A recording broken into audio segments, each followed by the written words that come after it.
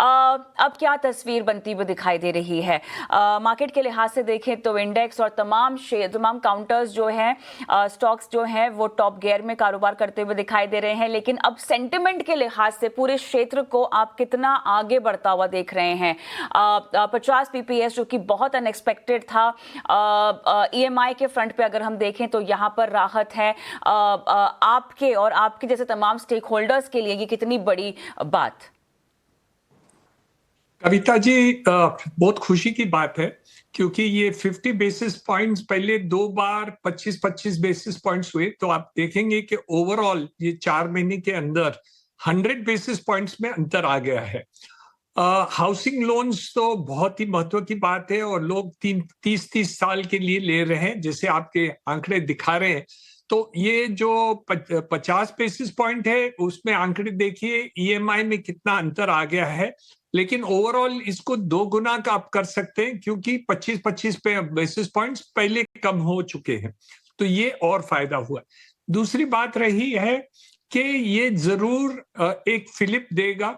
जो housing purchase में जो लोग मार्जिन सेक्टर पर खड़े थे, मार्जिन पर रहते थे कि हम कैसे ये पैसे उठाएं क्योंकि हमें ईएमआई कितना भरना पड़ेगा और उनको हिचकिचाहट होती थी घर खरीदने में, वो बॉर्डर लाइन अब अंतर चेंज हो गया है और अपेक्षा रख रहे हैं कि आगे भी 6 महीने के अंदर और भी कोई अंतर आ सकता है। ऐसे भी दिख रहा है और हो भी जाएगा मेरे अंदाज से।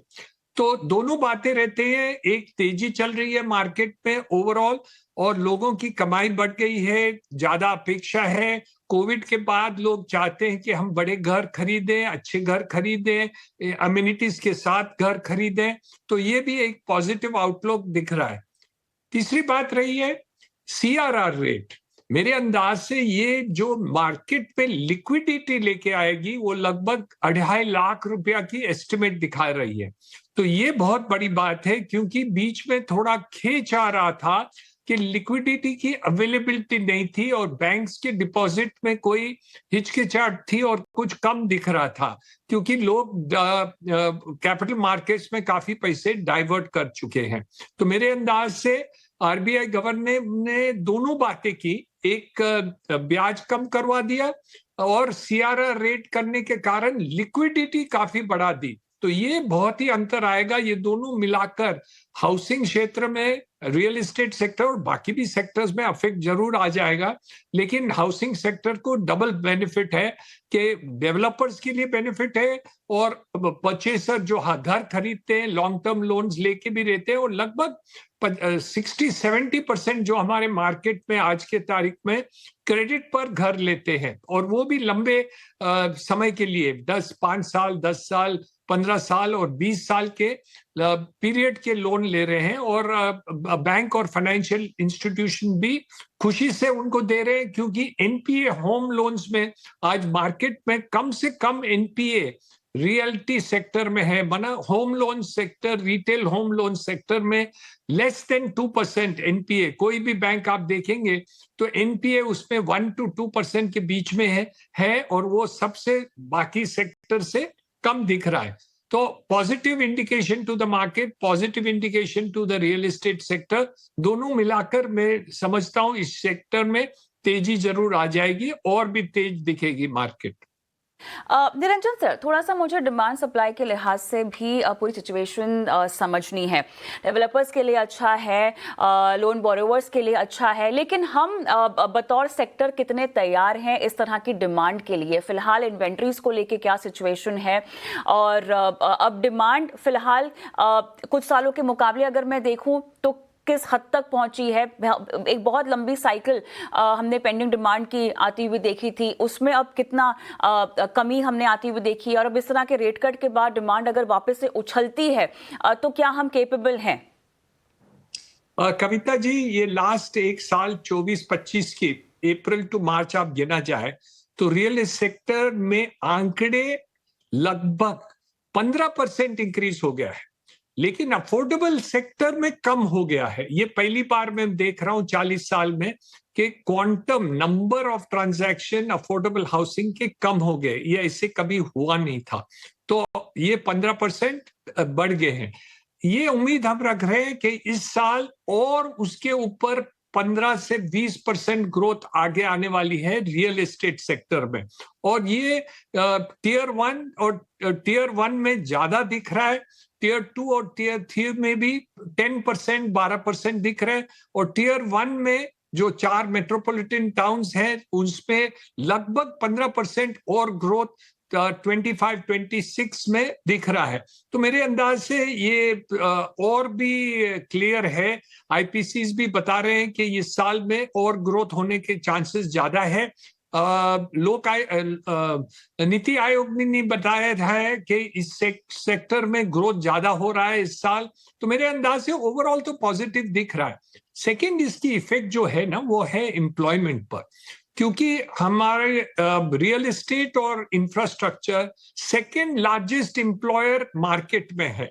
तो ये जो अनएम्प्लॉयमेंट की बात चल रही थी पहले, वो जो प्रधानमंत्री इसके ऊपर फोकस कर रहे हैं, प्रधानमंत्री आवास योजना वगैरह वगैरह की और इंफ्रा के ऊपर जोर दे रहे हैं, उसकी सेकेंड इफेक्ट एक तो जीडीपी बढ़ाने की, सेकेंड एम्प्लॉयमेंट बढ़ाने की।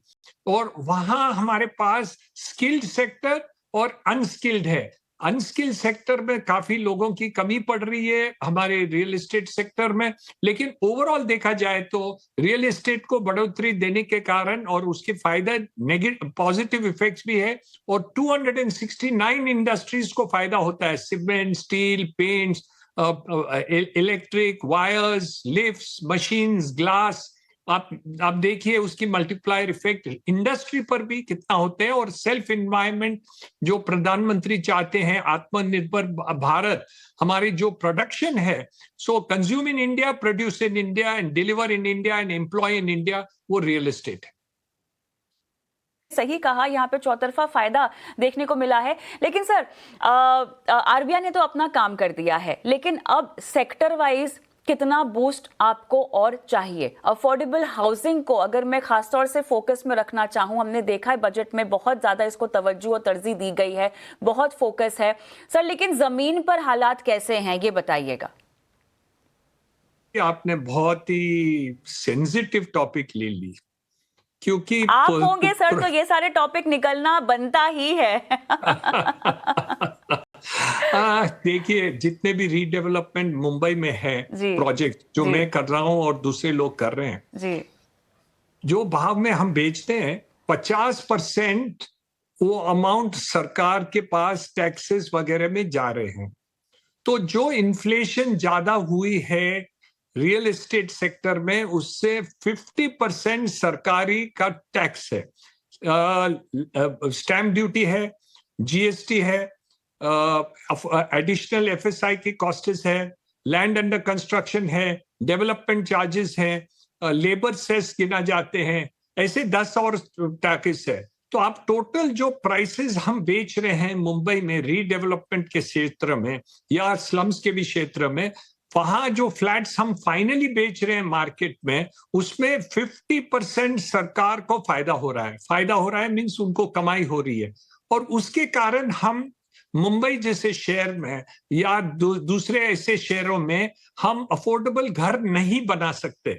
इसलिए जो भी राहत आज मिली है वो मुंबई सिटी के लिए नहीं होगी, वो ज्यादातर पेरिफेरल एरियाज अफोर्डेबल हाउसिंग में ज्यादा हो जाएगी। तो ये एक चिंताजनक बात है, जहां मुझे लगता है बहुत केंद्र सरकार, हमारी महाराष्ट्र सरकार और दूसरे जो स्टेट गवर्नमेंट और लोकल बॉडीज हैं, उनको दोबारा विचार करना है कि ये कलेक्शन जो आप कर रहे हैं वो ठीक है, सरकार को पैसे भी चाहिए, लेकिन शायद उसके कारण हमारा जो अफोर्डेबल हाउसिंग शहर में है उसको काफी नुकसान हो रहा है।